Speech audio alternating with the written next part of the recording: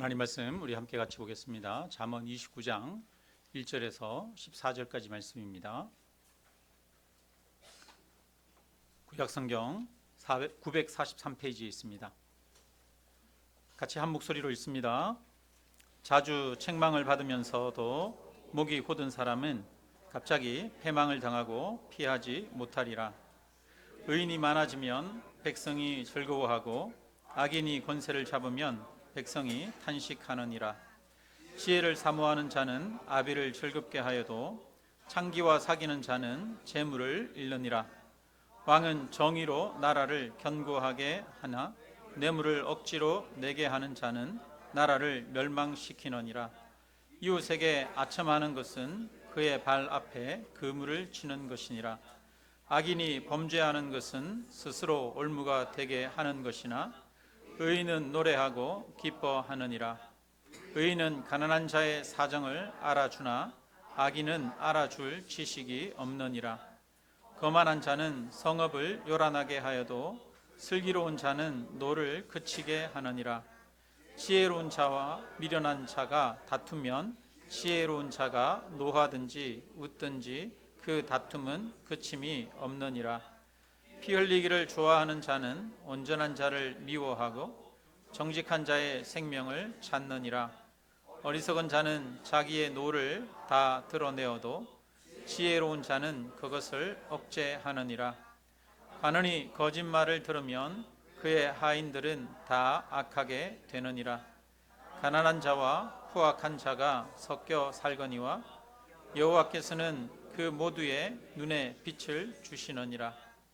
왕이 가난한 자를 성실히 신원하면 그의 왕위가 영원히 견고하리라. 아멘. 네, 세상에는 정말 다양한 사람들이 많이 있습니다. 여러 종류의 사람들이 섞여서 살아갑니다. 다른 사람을 위해서 가진 것을 나누고 섬기고 사랑을 베풀면서 살아가는 사람도 있고요. 반면에 어떻게 하면 다른 사람들을 사기치고 덩쳐먹을까 하는 궁리를 하면서 살아가는 사람도 있습니다. 참 이해가 안 되는 일이기도 합니다. 보이스피싱 범들은 보면 하루 종일 어떻게 하면 사기를 칠까 생각하고 하루 종일 사기치기 위한 노력을 하면서 살아가는 것 같습니다. 최근에 제가 당근 앱에서 어떤 물건이 제가 찾는 물건이 싸게 나온 것을 보고 이렇게 문자를 주고받았는데요. 싸게 이렇게 나오니까 여러 사람들이 구매를 하려고 많이 채팅을 하더라고요. 나중에는 선착순으로 예약금을 입금하라고 그래요. 그래서 상당히 많은 금액을 입금하라고 합니다. 그리고 나서 이렇게 통화를 계속 이렇게 대화를 주고받는 중에 누군가 사기로 이렇게 피해 신고를 해가지고 대화가 멈춰지게 됐어요. 그러고 보니까 그런 비슷한 물건을 가지고 계속 반복적으로 새로운 아이디로 가입을 해가지고 그 사기치는 그런 사람이 있더라고요. 여러분 최근에 보니까 당근에 사기꾼들이 많아요. 여러분 조심하십시오. 예약금 먼저 걸라고 하는 사람들 사기꾼인 경우가 아마 확률이 높을 겁니다. 이렇게 보니까 세상에는 의인과 악인이 섞여서 사는 것 같습니다. 2절에 보니까 의인이 많아지면 백성이 즐거워하고 악인이 권세를 잡으면 백성이 탄식하느니라 이렇게 말씀합니다. 의인이 많아지면 세상이 살기가 좋아지겠죠. 악인이 많아지면 세상에 슬픔과 탄식이 많아집니다. 악인이 많아지면 험악한 곳이 됩니다. 이 말은 악인이든 의인이든 영향력이 있다는 말이기도 하죠. 의인은 주변 사람들을 행복하게 합니다. 악인은 주변 사람들을 탄식하게 합니다. 의인은 사회를 밝게 합니다. 악인은 사회를 어둡게 합니다. 그렇다면 나는 이 사회를 밝게 하는 사람입니까? 어둡게 하는 사람입니까? 나는 다른 사람을 평안하게 하고 행복하게 하는 사람입니까? 아니면 다른 사람들을 힘들게 하는 사람입니까? 여러분 교회라고 다르겠습니까? 교회 안에도 다양한 사람들이 섞여서 살고 있습니다. 교회에 나오는 성도들이 다 복음을 이해하고 구원받은 하나님의 백성은 아닙니다. 교회 안에는 복음을 아는 사람도 있고 잘 모르는 사람도 있습니다. 복음을 안다고 해도 영적 성장의 정도는 다 천차만별입니다. 영적으로 아이와 같은 사람도 있고 영적인 어른도 있습니다. 교회는 오래 다녔다고 영적인 어른이 되는 것은 아닙니다. 먼저 된 자가 나중되고 나중된 자가 먼저 된다고 주님이 말씀하십니다. 교회에 다닌 지 오래되지 않았지만 성장한 이들도 있습니다. 교회에 다닌 연수를 무시할 수는 없지만 항상 비례하지는 않습니다. 교회 안에도 영적인 유아가 많거나 영적으로 교만한 사람들이 많으면 교회는 당연히 시끄러워질 수밖에 없습니다. 예수 그리스도 십자가 복음으로 인격이 성숙한 사람들이 많아지면 그 교회는 기쁨과 사랑이 많은 공동체가 됩니다. 성숙한 사람은 주변 사람들을 기쁘게 합니다. 미숙한 사람들은 주변 사람들을 불안하게 하고 힘들게 합니다. 나는 어떤 사람입니까? 언약 공동체 안에서 주변 사람들을 힘들게 합니까? 아니면 기쁘고 행복하게 합니까? 옆에 사람 보고 저 사람은 다른 사람들을 힘들게 하는 사람이야, 그렇게 판단하고 있지는 않습니까? 지금도 제가 이렇게 설교하는데 그래 맞아, 저 사람은 다른 사람을 힘들게 하는 사람이야 그러면서 여러분 판단하고 있지는 않습니까? 여러분 그러지 말고 나 자신을 한번 돌아보시기를 바랍니다. 한 사람은 많은 영향력을 가지고 있습니다. 성도님 한 사람 한 사람 모두 영향력을 가지고 있습니다. 여러분의 영향력이 결코 작지 않습니다. 나는 아무런 영향력이 없다라고 생각하지 마시기를 바랍니다.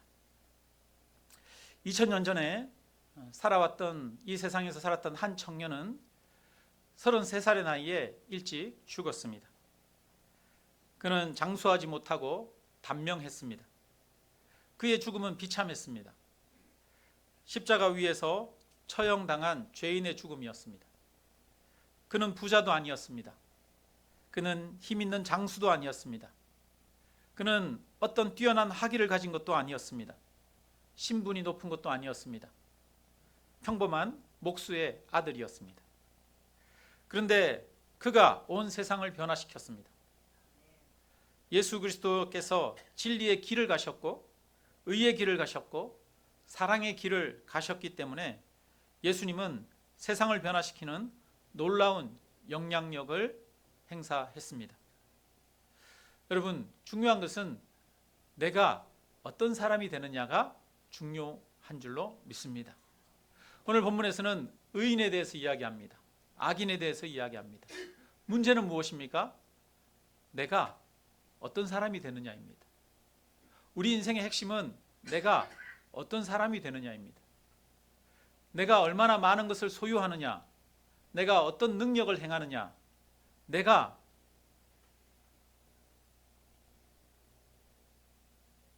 얼마나 지혜로우냐, 이런 것이 중요한 것이 아니라 내가 의의 길을 가느냐 악의 길을 가느냐, 이것이 가장 중요한 줄로 믿습니다. 4절을 봅시다. 4절 같이 읽습니다. 왕은 정의로 나라를 견고하게 하나 뇌물을 억지로 내게 하는 자는 나라를 멸망시키느니라. 왕은 정의로 나라를 견고하게 합니다.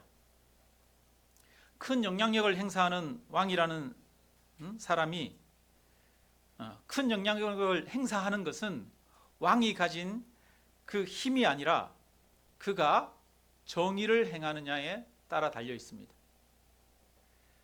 왕의 영향력은 그의 권세가 있느냐, 그가 얼마나 많은 군대를 가졌느냐, 그가 재물이 있느냐, 이런 것에서 나오는 것이 아닙니다. 그가 의로우냐에서 나오는 것입니다. 그가 불의하느냐에 따라 그의 영향력이 나타나는 것입니다. 그렇다면 성도의 영향력은 어디에서 오는 것입니까?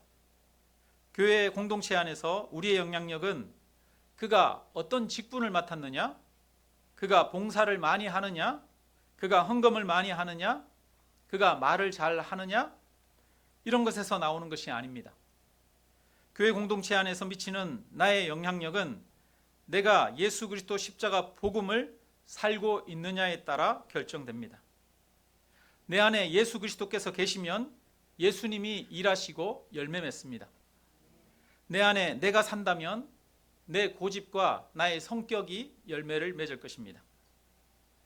힘이 있느냐, 직분이 있느냐가 중요한 것이 아닙니다. 무엇을 하느냐가 중요한 것이 아닙니다. 예수 그리스도가 그 사람 안에 있느냐가 중요합니다. 예수 그리스도가 나를 지배하고 다스리고 있느냐가 중요합니다. 주님의 십자가 은혜가 내 안에 있고 주님의 인도하심을 따라 살아가고 있다면 이미 그 사람의 영향력은 놀랍도록 크게 퍼져 나가고 있습니다. 꽃이름 중에 보니까 백리향도 있고요, 천리향도 있고 만리향도 있더라고요. 네. 그 향기가 멀리 간다는 그런 의미에서 지은 그런 꽃들인 것 같습니다.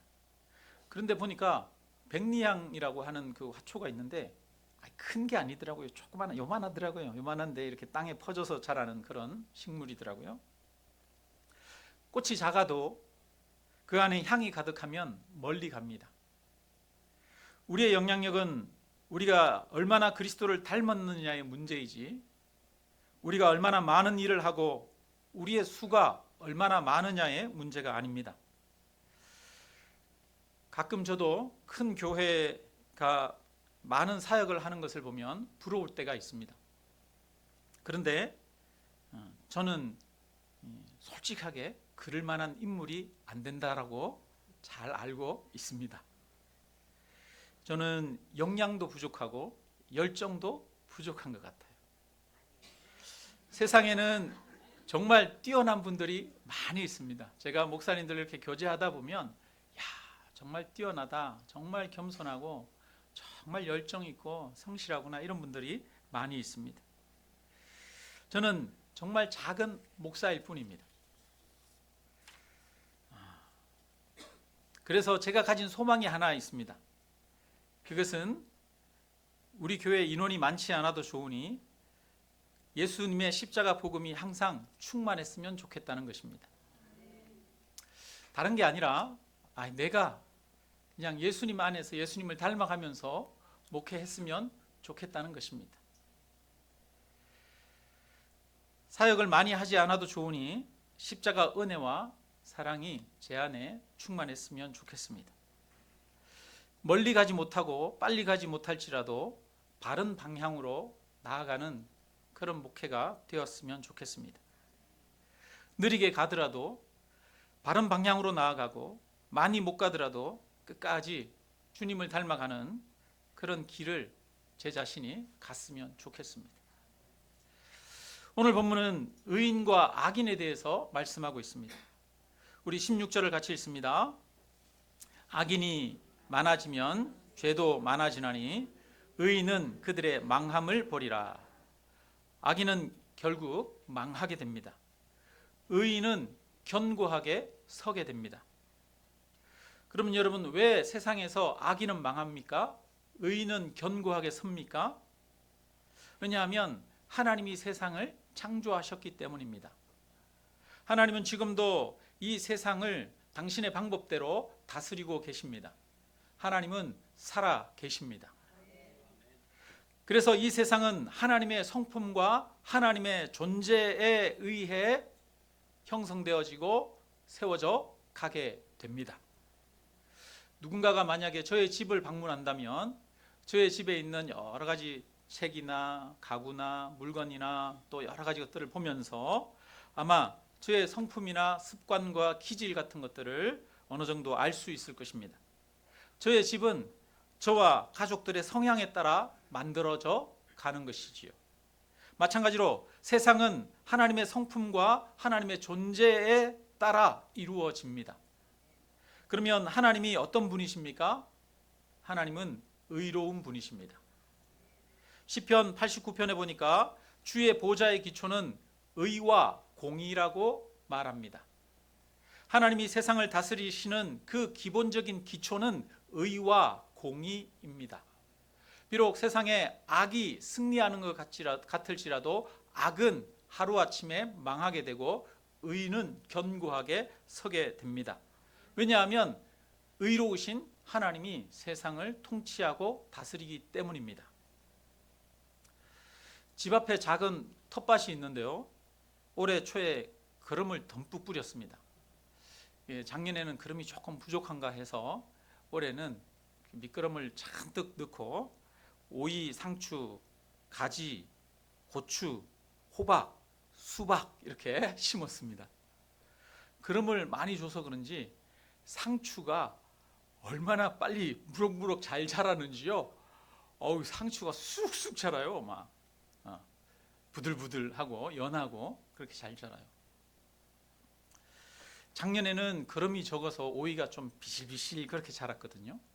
근데 올해는 오이가 줄기가 제 엄지손가락 마디만큼 굵게 막 쑥쑥 자라는데 잎도 막 쫙쫙 퍼져나가요. 오늘 아침에 봤더니 오이가 하나도 안 달렸어요. 하나도 안 달렸어요. 작년 같으면 오이가 벌써 뭐 여러 개 달렸을 것 같은데 올해는 안 돼요? 아니 날씨 때문에 그런지 왜 그런지 순만 쫙 자라요. 보니까. 근데 여러분 오이는 거름이 너무 많으면 열매가 잘 안 달리는 것 같아요. 그 참외나 이런 것들도요. 이 거름이 너무 많으면 암꽃이 잘 안 맺혀져요. 그래서 오이가 보니까 수꽃만 잔뜩 있고 오늘 아침에도 보니까 벌이 왔다 하는데 암꽃은 하나도 없어요. 다 수꽃만 있어요. 거름이 너무 많으니까. 텃밭의 오이도 내 마음대로 안 됩니다. 내 욕심대로 안 됩니다. 오이의 속성을 잘 알아서 거기에 맞춰주지 않으면 제대로 수확할 수가 없습니다. 여러분 세상도 마찬가지입니다. 우리 인생살이도 마찬가지입니다. 우리 인생살이가 내 마음대로 됩니까 안 됩니까? 그렇죠. 인생이 내 마음대로 됐으면 여기 계실 분 하나도 없죠. 서울의 강남에 가서 사실지도 모르겠습니다. 우리 인생살이가 내가 욕심 부린다고 욕심대로 되지 않습니다. 그래서 인생은 내 욕심대로 사는 것이 아니라 세상 이치에 맞게 살아야 하는 것이지요. 여러분, 우리 인생이 왜 내 마음대로 안 되는지 아십니까? 왜냐하면 우리 인생의 주인이 내가 아니기 때문입니다. 우리 인생의 주인은 하나님이십니다. 이 세상의 주인은 하나님이십니다. 이 세상을 만드신 분이 하나님이십니다. 이 세상을 만드신 하나님이 통치하시는 세상의 이치에 따라 살아야 하는데 우리가 그 이치에 따라 살지 못하고 우리의 욕심 때문에 욕심에 따라 살기 때문에 매일 이렇게 부딪히고 저렇게 부딪히고 그러는 것이지요. 하나님은 의로우신 분이십니다. 의로서 이 세상을 통치하십니다. 그래서 세상에서는 악인은 결국 망하게 되어지고 의인은 견고하게 되어집니다. 그러므로 우리가 이 세상에서 의의 길을 가는 것이 정말 지혜로운 길인 줄로 믿습니다. 내가 세상의 이치에 맞춰 살아야지 세상을 내 욕심에 맞출 수는 없습니다. 우리가 하나님의 이치에 맞추어서 살아가는 것이 지혜인 줄로 믿습니다. 하나님의 성품 중에 또 하나가 사랑이지요. 하나님은 사랑이시다라고 말씀합니다. 14절을 같이 읽겠습니다. 왕이 가난한 자를 성실히 신원하면 그의 왕위가 영원히 견고하리라. 아멘. 여러분 그 다음에 7절도 한번 읽어볼까요? 의인은 가난한 자의 사정을 알아주나 악인은 알아줄 지식이 없느니라. 아멘. 여러분 의인은 가난한 자의 사정을 알아준대요. 의로운 왕은 가난한 자를 신원해 준대요. 그 마음에 긍휼이 있는 것이지요. 사랑이 있는 것이지요. 하나님 앞에 의롭다고 하는 것은 그냥 옳고 그름만을 따지는 것은 아닙니다. 하나님은 사랑의 하나님이십니다. 그래서 사랑을 가지고 있어야 제대로 보이고 알게 되어지는 것이지요. 악인은 가난한 자의 사정을 알아줄 지식이 없대요. 왜요? 그 안에 사랑이 없으니까. 가난한 자의 마음을 헤아릴 수가 없는 겁니다. 의인은 그 안에 사랑의 마음이 있으니까 가난한 자의 사정을 알아주는 것이지요. 그래서 왕이 백성을 사랑하고 긍휼히 여기면 그의 왕위가 견고해진다고 말씀합니다. 가난한 자를 성실히 신원하면 그의 왕위가 영원히 견고하리라 말씀합니다. 예수님의 십자가 사랑으로 예수님의 왕위가 영원히 견고해졌습니다. 전 세계 모든 만민이 예수 그리스도를 믿고 예수님으로 인해 기쁨을 누리고 살고 있습니다. 우리 인생을 가장 지혜롭게 사는 것은 바로 이 하나님의 성품을 따라 사는 것인 줄로 믿습니다. 그 하나님의 성품이 바로 의와 사랑입니다. 의와 사랑의 길을 가는 자가 복을 누리는 줄로 믿습니다. 이것을 믿으시기를 주님의 이름으로 축원합니다. 여러분, 하나님이 우리를 지으신 목적이 무엇입니까? 우리가 이 땅에서 행복하게 살아가는 것이 하나님이 우리를 지으신 목적입니까? 만약에 우리가 이 땅에서 행복하게 살아가는 것이 하나님의 목적이라면 여러분, 우리는 다 내가 원하는 대로 모든 것이 술술 잘 풀렸을 것입니다. 그런데 하나님은 우리 인생에 때로는 환난도 주시고 고난도 주시고 시련과 아픔을 주십니다. 우리를 징계하십니다. 왜요? 우리 인생의 목적이 내가 원하는 대로 즐거움을 누리고 행복하게 살아가는 것이 아니기 때문입니다. 우리 인생의 목적은 많은 것을 소유하는 데 있지 않습니다. 우리 인생은 즐거움을 누리고 행복하게 살아가는데 목적이 있지 않습니다. 여러분, 우리는 무엇에 목적을 두고 살아갑니까? 행복하기 위해서 살아갑니까?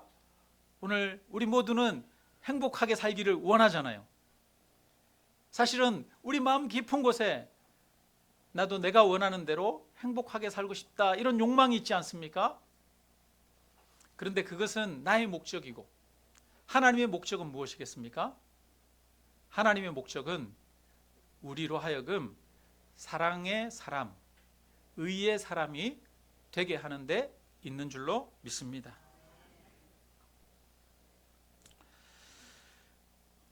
하나님이 우리를 하나님의 형상으로 지었다라고 말합니다. 하나님의 형상으로 지었다는 말은 하나님을 닮은 존재라는 것이지요. 하나님의 성품을 닮은 존재라는 거예요. 근데 인간이 타락하고 범죄하여 그 하나님의 성품을 닮은 자가 그것을 모양을 잃어버렸지요. 하나님의 성품이 무엇입니까? 하나님의 가장 큰 특징은 의와 사랑입니다.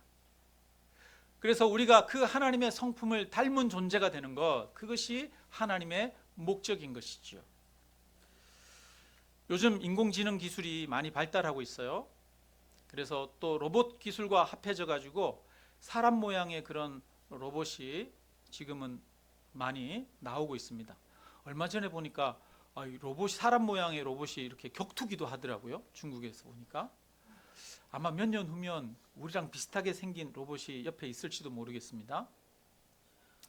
최근에는 저희 집에 TV에게 제가 TV를 보고 지니야 TV 좀 틀어 그러면 알아서 틀더라고요. 오늘 날씨 어때? 그러면 오늘 날씨 맑아요 이렇게 얘기도 하고요. 그러더라고요. 인공지능 기술이 발달돼 가지고 이 사람이랑 대화하고 뭔가 소통하고 하는 그런 세상이 되었어요.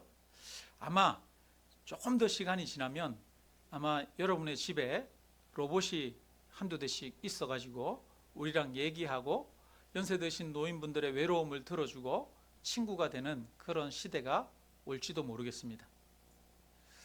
여러분, 사람들이 로봇을 만드는데 인공지능을 도입하고 사람과 똑같이 생긴 그런 로봇을 만들어요. 왜 그런 로봇을 만듭니까? 사람처럼 비슷하게 만드는 이유는 사람하고 대화하고 소통하고 친구처럼 그렇게 지낼 수 있도록 만드는 거 아니겠습니까? 하나님이 저와 여러분을 하나님의 형상으로 만드신 목적이 무엇입니까? 하나님과 소통하도록 하기 위한 것이지, 하나님과 교제하도록 하기 위한 것이지. 하나님이 에덴 동산을 만드시고 그 동산에 아담과 하와를 두셨습니다. 에덴 동산은 여호와의 동산입니다. 에덴 동산의 주인은 하나님이십니다. 에덴 동산이 하나님의 집입니다. 거기에 아담과 하와가 같이 살았어요. 하나님이 아담과 하와가 범죄했을 때 밤에 동산을 거니시다가 아담과 하와를 찾으십니다. 동산을 거니신다는 표현은 습관적이고 반복적인 행동을 나타내는 그런 말입니다. 그런 표현입니다. 그러니까 하나님이 에덴 동산에서 매일 저녁에 되면 야 아담아 어디 있노 놀자 이렇게 얘기를 하셨던 거예요. 그러니까 아담과 매일 교제하면서 살았던 것입니다. 에덴 동산에서. 그러면 우리에게 에덴은 어디입니까? 우리에게 천국은 무엇입니까? 하나님과 교제하는 곳이 천국입니다. 여러분, 하나님의 그 놀라운 지혜와 하나님의 그 놀라운 영광을 우리가 친히 목격하고 하나님의 그 놀라운 은혜와 사랑을 우리가 직접 알게 된다면 우리의 마음은 얼마나 충만해지겠습니까? 천국은 하나님과 교제하는 곳이지요. 하나님은 우리를 지으신 목적이 우리를 하나님과 교제하는 자로 하나님의 그 충만함을 우리에게 부어주고 나누어주고 함께하기 위해서 지으신 줄로 믿습니다. 그래서 하나님의 형상으로 지었습니다. 그래서 인생의 목적은 뭐냐면 그 하나님의 형상을 회복하는 것이 목적입니다. 의와 사랑의 사람으로 되어지는 것입니다. 오늘 본문에 보면 의인과 악인에 대해서 이야기를 합니다. 무엇이 중요하느냐? 여러분, 우리 인생은 의인이 되는 것이 중요한 것이에요. 내가 의로워지는 것이 중요한 것입니다. 내가 많은 것을 소유하고 행복하게 살아가는 것이 중요한 게 아니라 내가 어떤 사람이 되느냐가 중요한 것입니다. 여러분, 나는 어떤 사람입니까? 우리는 어떤 사람입니까? 우리는 의인입니까?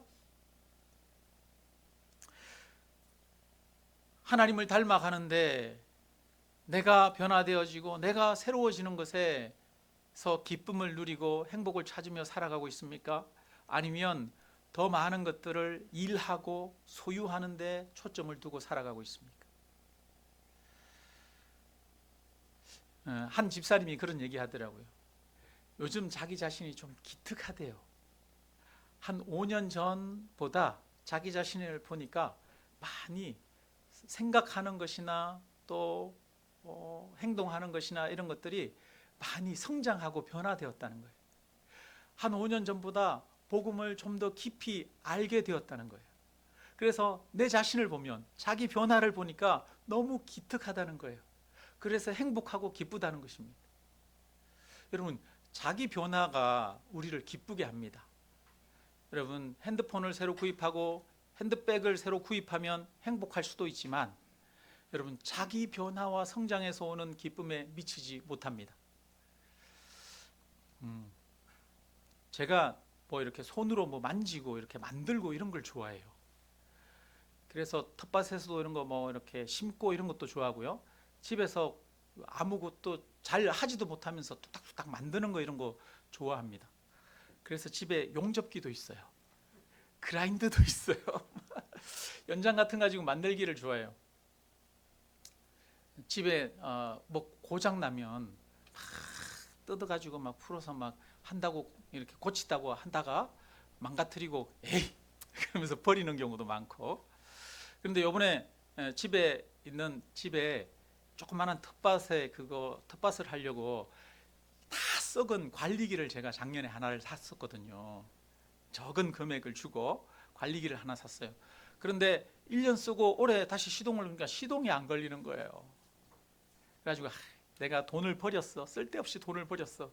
그러면서 이제 탓하다가 이거를 수리해 봐야지 이렇게 해서 알아보니까 캬브레다라고 하는 거를 교체하면 청소를 해보라 그러더라고요.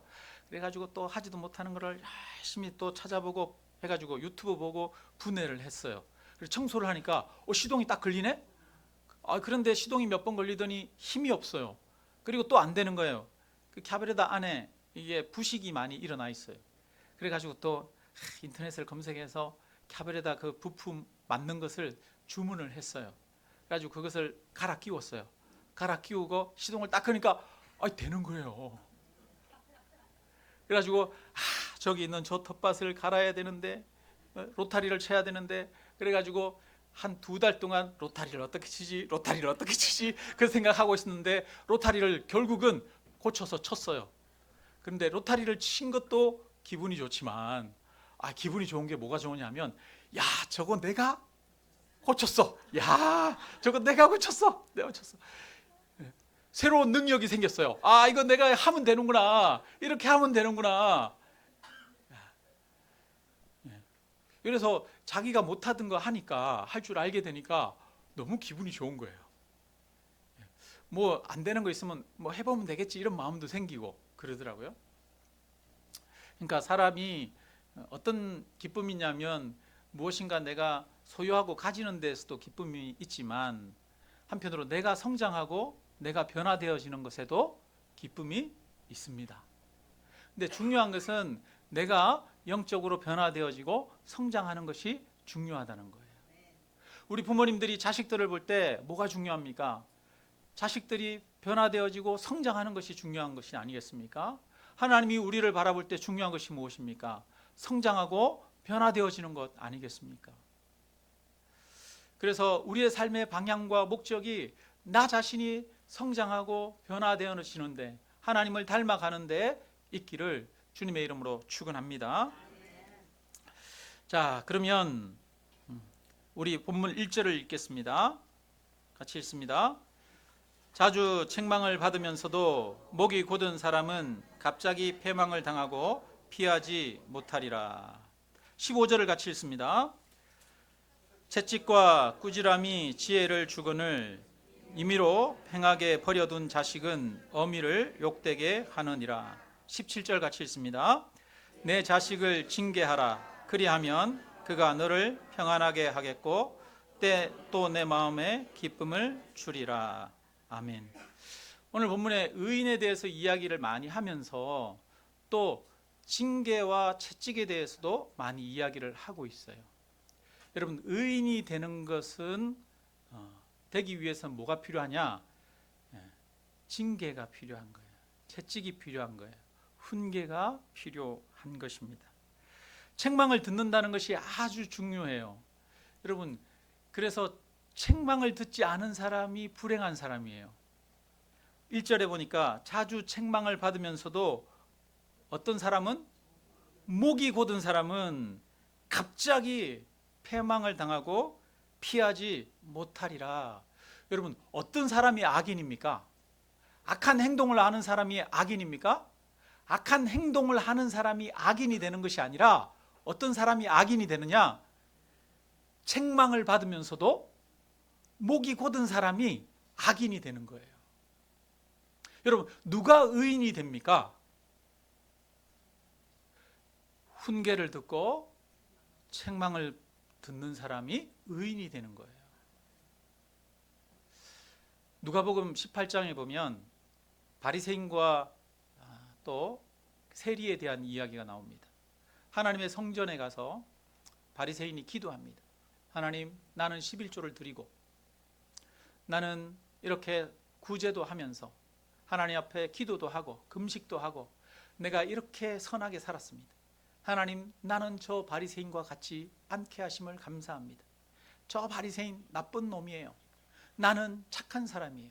그러면서 바리새인을 판단하고 자기의 옳음을 주장하면서 하나님 앞에 기도합니다. 자기가 옳다는 거죠. 자기가 옳다는 거예요. 그런데 이 세리는 어떻게 기도합니까? 한쪽 성전 한쪽에서 고개를 들고 얼굴을 들지도 못하고 하나님을 향해 기도합니다. 뭐라고 기도합니까? 주여, 저는 죄인이로소이다. 그런데 그 다음 구절에 뭐라고 합니까? 하나님이 바리새인보다 세리가 의롭다 여기심을 보고 듣고 돌아갔다라고 말합니다. 누가 의롭습니까? 저 사람 나쁜 사람이에요. 저 사람 악한 사람들이에요. 그렇게 하면서 자기가 판단하는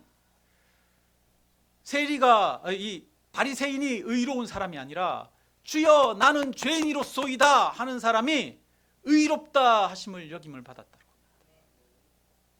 누가 의롭습니까? 누가 의롭습니까? 자기 허물을 보는 사람, 깨닫는 사람, 책망을 듣는 사람, 징계를 듣는 사람, 그 사람이 의로운 사람입니다. 두 사람이 있습니다. 두 사람이 갈등 가운데 싸웠습니다. 이 사람 자기 옳다고 주장합니다. 그래서 자기 옳은 것 때문에 이 사람 미워합니다. 그런데 이 사람은 찾아가서 말합니다. 제가 상처 준 것이 있다면 제가 상처를 주었습니다. 죄송합니다. 미안합니다. 말했어요. 누가 의인입니까? 옳다고 하는 사람이 의인입니까? 사과하는 사람이 의인입니까? 사과하는 사람이 의인이에요. 자기 허물을 보는 사람이 의인이에요. 어떤 사람이 성장합니까? 우리는 우리의 인생의 목적은 사랑의 사람이 되어지고 의의 사람이 되어지는 겁니다. 우리가 인생이 의의 사람이 되어지고 사랑의 사람이 되어진다고 하는 것은 우리가 죄인입니다. 나의 허물이 많습니다. 라는 것을 고백하는 사람이 된다는 것이고, 하나님의 지혜, 하나님의 책망과 징계를 듣는 사람이 되어진다는 거예요. 어떤 사람이 악인입니까? 징계와 책망을 들으면서도 목이 곧은 사람이 악인이에요. 갑자기 멸망하게 된다라고 말씀합니다. 여러분, 우리는 악인은 아닙니까? 여러분, 어떤 행동을 하느냐가 악인이고 의인이 되는 게 아니라, 하나님의 기준에서 의인은 하나님의 말씀에 순종하는 사람이 의인입니다. 하나님의 기준에서 악인은 누구냐? 자기 생각과 자기 마음대로 살아가는 사람이 악인입니다. 그래서 18절에 이렇게 말씀합니다. 묵시가 없으면 백성이 방자히 행하거니와 율법을 지키는 자는 복이 있느니라. 묵시가 없으면, 묵시라고 하는 것이 무엇입니까? 하나님의 말씀이 없으면, 율법이 없으면 백성이 방자히 행한다라고 말합니다. 율법을 듣는 사람, 하나님의 말씀을 듣는 사람이 의인이라는 거예요. 복이 있는 사람이라는 겁니다. 들을 귀가 있는 사람이 복이 있는 사람입니다. 여러분, 세상의 의인과 악인의 기준과 하나님 앞에서 의인과 악인의 기준은 달라요. 누가 의인이냐? 하나님의 말씀을 듣는 자가 의인이에요. 누가 악인이냐? 목이 곧은 사람이 악인이에요.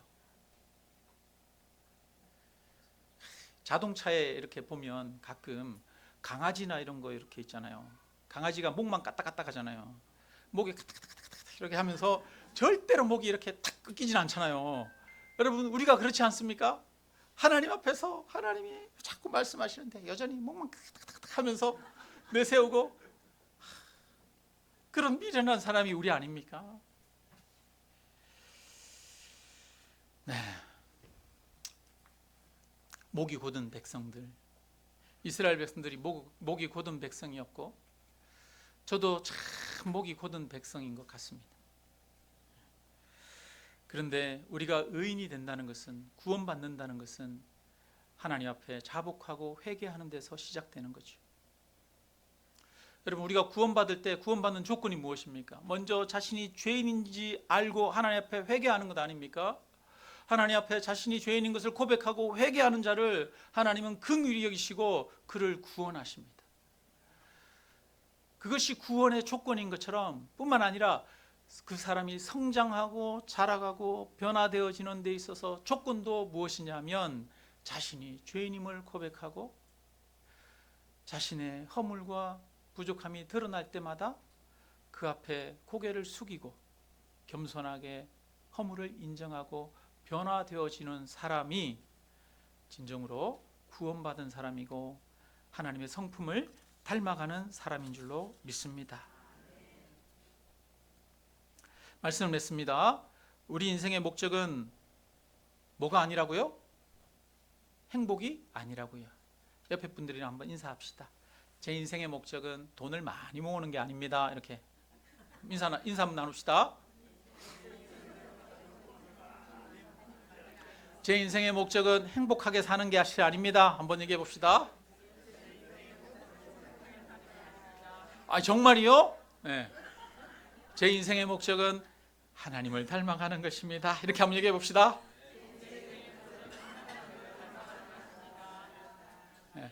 하나님 앞에 다시 한번, 제 인생의 목적은 하나님 앞에 고개를 팍 숙이고, 네, 다시 해봅시다. 다시 한번, 제 인생의 목적은 하나님 앞에 고개를 팍 숙이고 사랑의 사람이 되는 것에 있습니다.